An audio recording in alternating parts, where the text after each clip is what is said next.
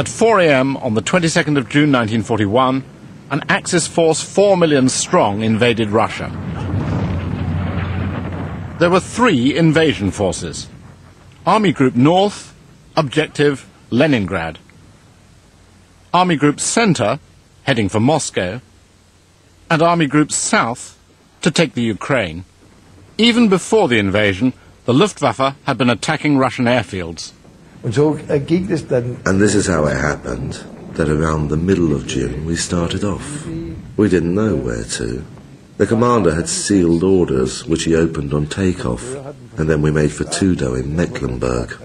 And so we thought, what's this about? It must be a subterfuge. We would fly there first, and then we would go to the west again. Well, what was it? And at Tudo the next day, it was the same thing. Again the sealed orders. And we went on to East Prussia, to Eichenwalde near Latvia. And there it became clear to us that it had something to do with the Russians. And so, on 21st of June we flew the mission, the first mission, against Russia.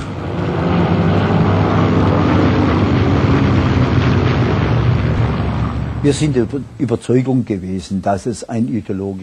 were convinced that this was an ideological war and that communism and National Socialism could not coexist in the long run. This was a battle between opposing world views. For the comrades who had carried through the Russian Revolution, fascism was an evil that threatened the young shoots of socialism. The Nazis, on the other hand, suspected global ambitions behind communism and were determined to wipe out the Bolsheviks. And the other thing we were told was that the Russian soldiers were bad. This was justified by actual observations, such as, for example, the fact that unlike us, they didn't have a leather strap for their guns, and that they didn't wear a belt. And if these small things were missing, they said, then the rest couldn't amount to much. Nazi propaganda convinced many of the troops that the Russians were subhuman.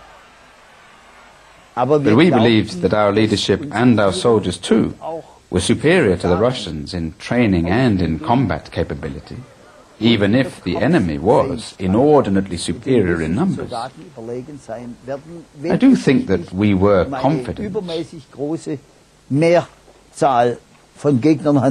Ich glaube schon, dass wir zuversichtlich gewesen sind. We thought that with roughly equal numbers we would beat the Russians. A factor in this was the fact that we had already been involved in a victorious campaign in France. It gave us a feeling of superiority. Einen siegreichen Feldzug in Frankreich vorher hatten. Das bewirkt ein eigenes Überlegenheitsgefühl. Although this attitude was common, and most people believed that Russia would fall within a few months, if not a few weeks, Hitler had announced to his senior commanders that this is a struggle of ideologies and racial differences which will have to be conducted with unprecedented, merciless and unrelenting harshness. One battalion commander in our regiment told his battalion at the last roll call before the attack, "What we have experienced of the war so far is nothing compared to what you are going to experience now."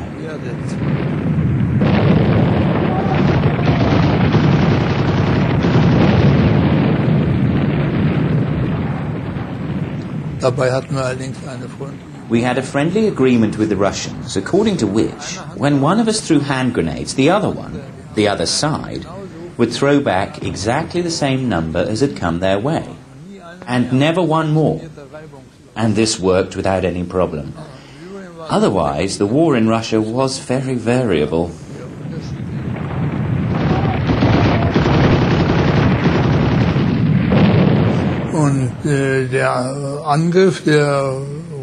And the Russian attacks would take very different forms, sometimes at night.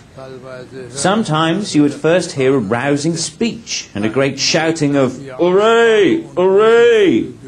The Russians would shout "Hooray!" and we would shout "Hurrah!" And then would come the attack.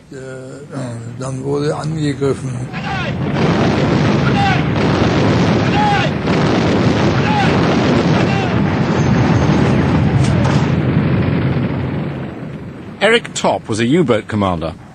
More resistant than some to Nazi propaganda, he saw the invasion of Russia for what it was.